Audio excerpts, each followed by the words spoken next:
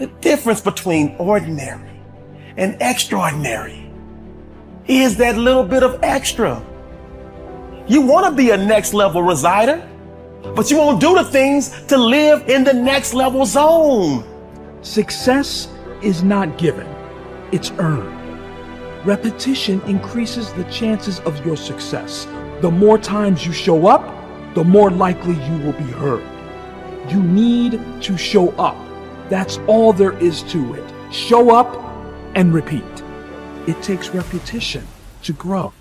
You have to tear the muscle in order to grow. Repetition is key. The moment is now. See, in the real world, nothing comes easy. You have to put in the effort. You have to put in the blood, sweat, tears. If it doesn't hurt a little bit, if it doesn't sting a little bit, if it doesn't make you a little uncomfortable, you probably won't get very much out of it. You gotta set the example. This is another obstacle. This obstacle cannot define me. It's not gonna cripple me. It's not gonna be responsible for me stepping away for the game that I love. You have to do the process. The process is non-negotiable. It's just, you have to do it. All right, so if you have to do something, I don't have highs about it or lows about it. I know it has to get done.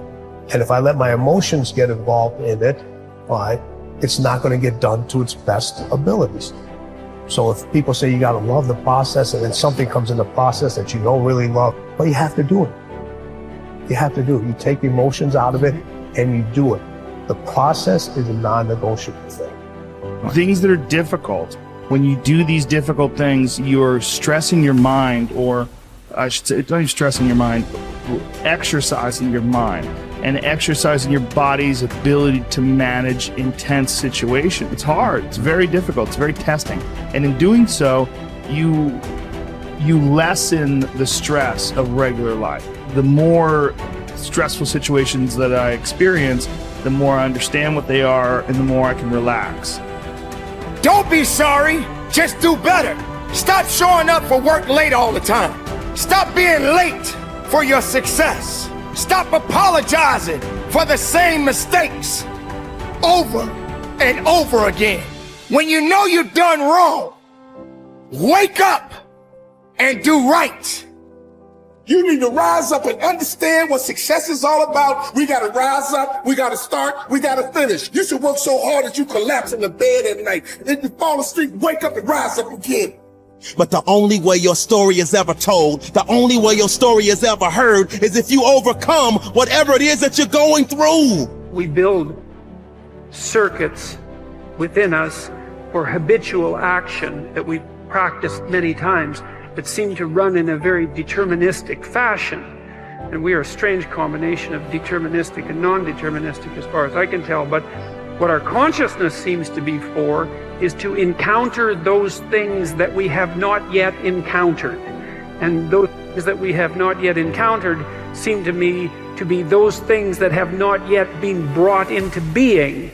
And so you could say that what our consciousness is for the encounter with potential. You know, that our consciousness is it's not for the past, it's not even for the present. It's to transform the future into the present. And really that's what our consciousness does. When you wake up in the morning, you have a new day ahead of you, and the day could take you in very many directions. And the weeks and the years, all of that can take you in very many directions. And you have some apprehension about what those directions might be. You have some apprehension about what role your choices might make in transforming that potential into one form of actuality or another. I mean, you certainly know that there are dreadful mistakes that you might be very tempted to make that would produce all manner of hell around you and still be tempted to do it. It seems like it's sitting there right in front of you as a possibility. You also know that, you could haul yourself up out of bed and attend to your duties and do the sorts of things that you're supposed to, and set a few things right that day and that week, and that likely things would at least not be worse, and they would probably be better. It's necessary, as you look at your goals and your dreams, it's necessary that you have a strategy and a game plan to change the story that you believe about yourself. And that's an ongoing process. I discovered, and many people have, that what we do, what we accomplish, what we produce is a result of the story we believe about ourselves. My favorite book says, "Be ye not conformed to this world, be ye transformed by the renewing of your mind." And so as I began to work on myself, I realized that I'm getting out of one story and stepping into another story. As I become aware of some things, there's still some things I'm not aware of. So I'm still growing, I'm still developing. I'm like the lady who said, "Lord, I ain't what I want to be, ain't what I'm going to be, but thank God I sure ain't what I was." But I realize that you have to work on yourself on a regular basis, and write this down, for mental mindset. For mental mindset and stamina. Because things are going to happen to you. I believe that the reason that most people go to their graves with their talents and abilities and skills in them is because of the fact, number one, many are like me. They didn't know that they didn't know and thought they knew. I thought I knew myself, and I really didn't know myself as well as I thought. I've discovered that sometimes people can take you to a place within yourself that you can't go by yourself. You've got to learn to reflect with yourself. There's something to be said for solitude. There's something to be said for taking those occasions to shut out the world and shut out everything else for a while. Now here's why it's important to reflect, to make the past more valuable to serve you for the future. Here's what's really powerful, learning to gather up the past and invest it in the future. Gather up today and invest it in tomorrow. Gather up this week and invest it in the next week. Gather up this year and invest it in the next year. See, that's so powerful, rather than just hanging on one more year, hanging in there, seeing what's going to happen.